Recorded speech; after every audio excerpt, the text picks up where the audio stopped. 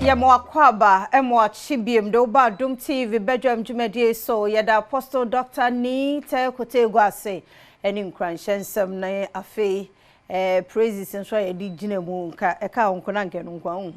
yedi jinja we na Friday wanye careful obeda eni se di nsuo na toto no ba sorry na wie week no yie wati ase de edu so no ye Badwam kase ensam no ne etodwa wo mu biya obetini one a year tetefo ho dwuma me chatel koso no ene one more ekwa hohiahia mu sa fiber ye kati ye se epoase ha enyo haw pa ye de honsam no ebebro na fe yakwa akohwe the health sector occupational pension scheme ene one more pa ho entuma eno ne nsem bi na no pe wo bete sa Adom TV Badwam kase wo share live on Facebook / Adom TV Extra Go TV 119 DSTV 280 ko YouTube ya Adom TV Tube and same way ni bebre so ko adomonline.com egu ho medi de afia amankwa tamaklo afia ni de mientie said and 70 chemu ankasa etie telecommunications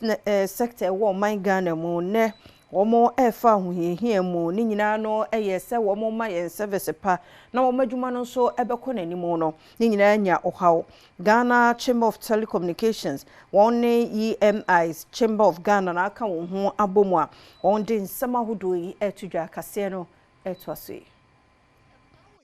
mu a utwa sa fiber yi mu a yebetumi aniwadi ne nyonyonyo inti sese de ne se yetu ye ni ayefo se yenhwe na amfa ohaw yambre sa fiber from January to June afimu you spending over $8 million sika nka betumi atwe network ne dia bre amanfo pi wo ho bon sa o ye call ne nkotro fiber ni bia ye twa no eno tumi di san so no mai ba nti ese ye ni ayetumi boa me make sure say ye beto ase ye beto ne kasa ye mu no wasan so kire sikasemu aho kire a saade ekoso yi ede ba bejai telecom services so e wo man mu amanfo mu twa kwan amanfo mu si omodan utilities ni binum omo nti obkoye adwuma no o tu from no say ahwea no kala na sesa e chelse bibi hye ho obehu say warning tape ho but obekoso a no wetwa because o hwe fiber no enti say electricity a eno eja no eno aden and enti say nsuo a oya nsuo no be for ho ntumi nya adwuma no because eno voltage na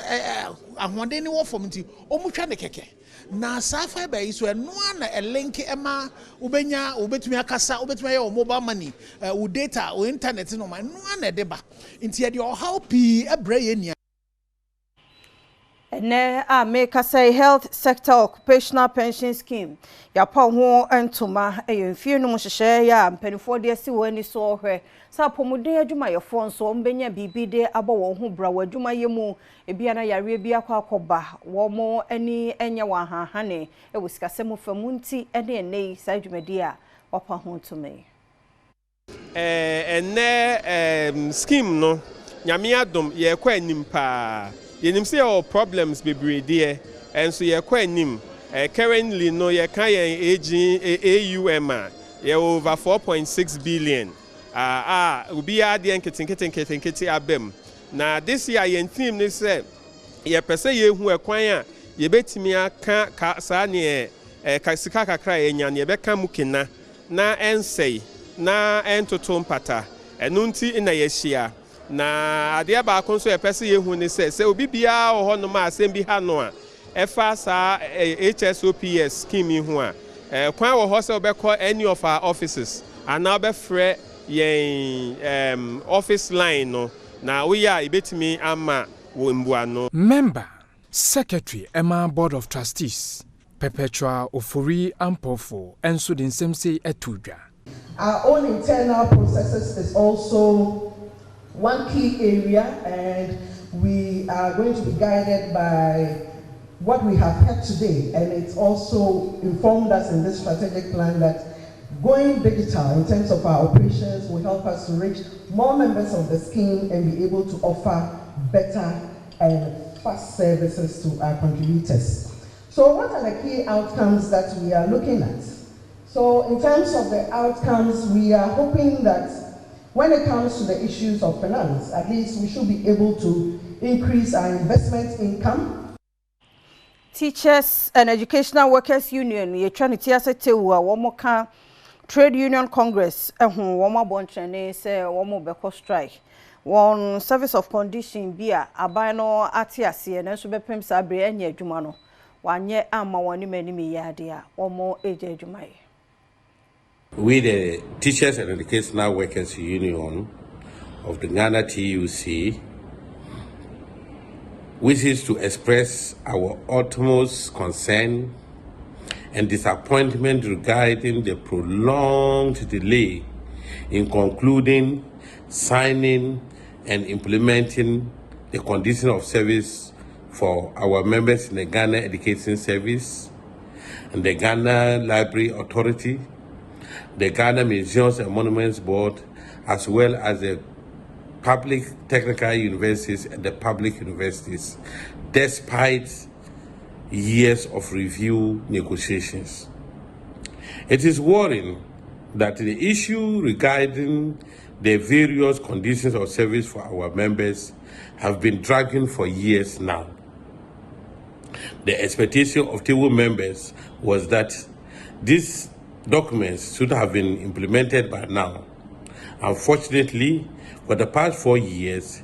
it has rather been back and forth with the various government agencies with our negotiations.